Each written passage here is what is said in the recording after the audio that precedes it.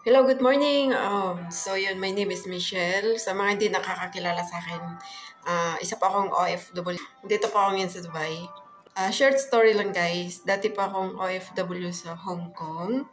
And then, after Hong Kong, nag-OFW din po ako sa Morocco. And then now, nandito pa ako sa Dubai. Nag-cross country po.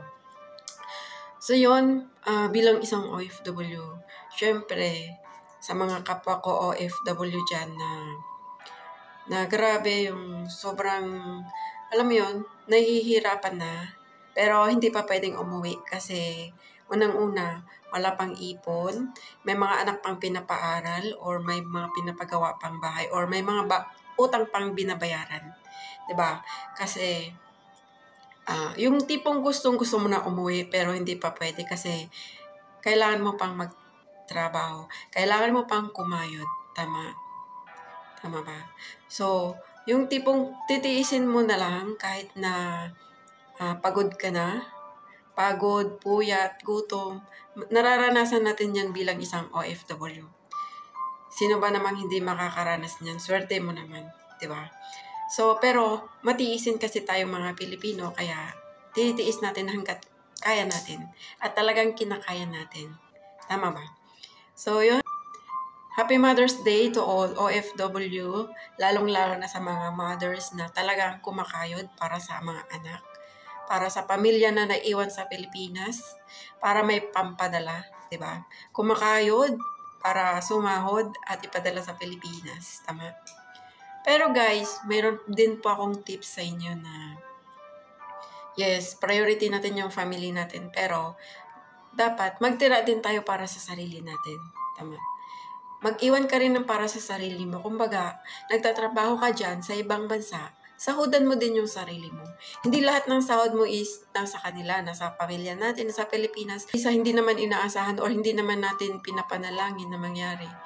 What if one day, bigla ka nawala ng work? O bigla kang tumigil sa work? Or biglang hindi mo na kaya mag-work? Wala kang ipon. Anong gagawin mo? Kailangan mo nang umuwi. Kailangan mo nang tumigil sa trabaho. Anong gagawin mo? Kasi wala kang ipon. So, ang tips ko lang sa inyo guys, bilang isang OFW din na kagaya nyo, OFW din ako, di ba?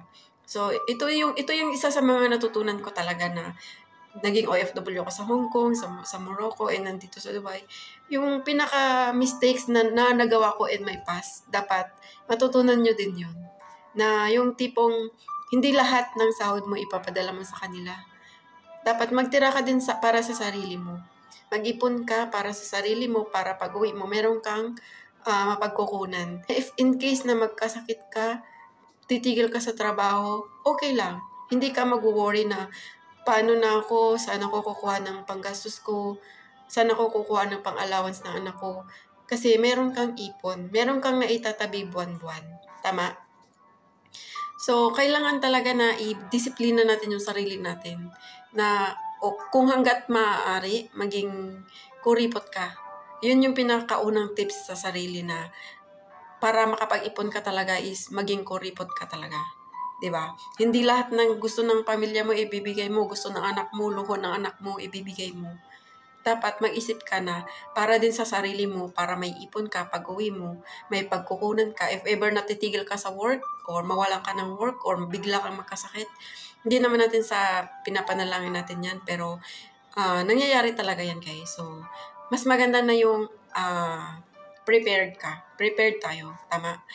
For example, mag-ipon ka, at least kung hindi mo kaya ng 30% per month, at least magsimula ka sa 10% per month.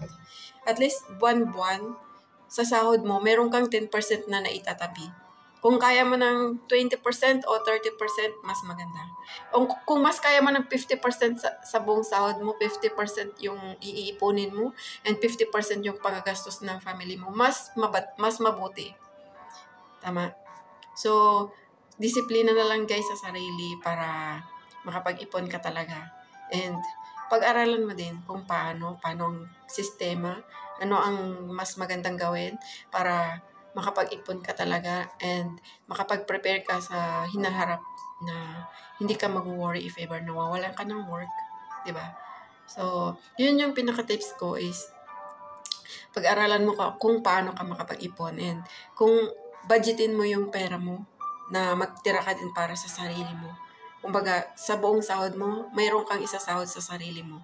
Yun yung iipunin mo para pag-uwi mo, meron kang mapagkukunan if ever na titigil ka sa work, magkasakit, meron kang pagkukunan. Hindi ka mag-worry kasi may inaipon ka. Tama po ba yun? So, yun lang muna for now. Guys, thank you for watching and follow me for more. Super.